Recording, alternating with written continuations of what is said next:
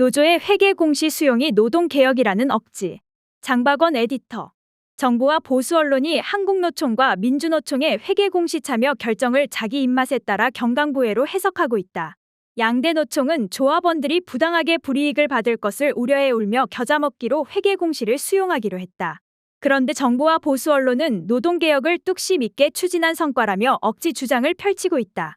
노동조합 및 노동관계조정법에는 조합원들이 회계 내용을 볼 수 있는 규정이 있다. 이를 근거로 양대 노총은 처음부터 회계 공시를 반대했다. 그러나 정부는 노조 회계 투명성 강화를 명분으로 공시를 강요했다. 양대 노총이 모두 이를 거부하자 노조법과 소득세법 시행령을 개정하는 꼼수를 동원해 노조 회계 공시를 밀어붙였다. 윤석열 정부는 노동자의 근로 환경 개선과 일자리 창출 등 노동 현안을 해결하기 위해 노동계와 머리를 맞대기는커녕 처음부터 반노동 정책으로 일관했다. 회계 공시제도 역시 노조 활동을 옥죄려는 방안으로 추진됐다. 노조법에 따라 노조는 이미 회계 결산 결과를 조합원들에게 공개하고 있다.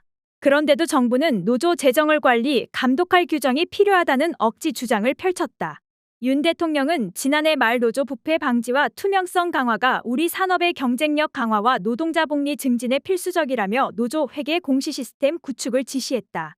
이에 고용노동부는 지난 2월 조합원 1000명 이상 노조와 연합단체의 회계장부 점검 결과를 보고하도록 했다. 양대 노총은 정부의 요구가 부당하다고 판단해 자료 제출과 현장 조사를 거부했다. 조합원뿐 아니라 정부가 볼 수 있도록 노조 회계를 공시하게 하려면 노조법 등 관련 법을 개정하는 게 원칙이다. 정부는 거대 야당이 국회의석을 장악한 상황에서 법 개정이 어렵게 되자 시행령을 바꾸는 수법을 썼다. 개정된 시행령에 따르면 조합원 1000명 이상 노조 또는 산하 조직은 회계연도마다 결산 결과를 공표해야 한다. 그렇지 않으면 세액공제 혜택을 받을 수 없다. 시행령은 처음 예고했던 것보다 3개월 앞당긴 이달 초부터 시행됐다. 이에 따라 다음 달 30일까지 2022년도 결산 결과를 시스템에 공시해야 조합원이 내년 1월 연말정산 때 15%의 조합비 세액공제 혜택을 받을 수 있다. 상급단체가 공시하지 않으면 회계를 공시한 산하 노조의 조합원도 세액공제를 받을 수 없다. 양대 노총이 회계 공시를 수용하지 않으면 다수의 조합원이 경제적 불이익을 받는 사태가 일어날 수 있다. 고용부에 따르면 회계 공시 대상인 노조 상급단체와 산하 조직은 670여 곳에 달한다.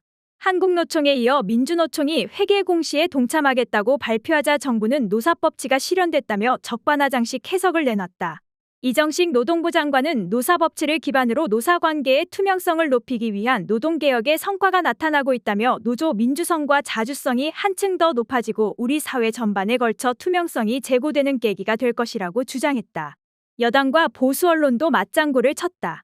국민의힘은 25일 정부의 단호하고 원칙 있는 대응으로 노동개혁이 첫걸음을 내딛게 되었으며 양대 노총은 노동계의 낡은 관행에서 탈피할 계기를 맞았다는 논평을 냈다.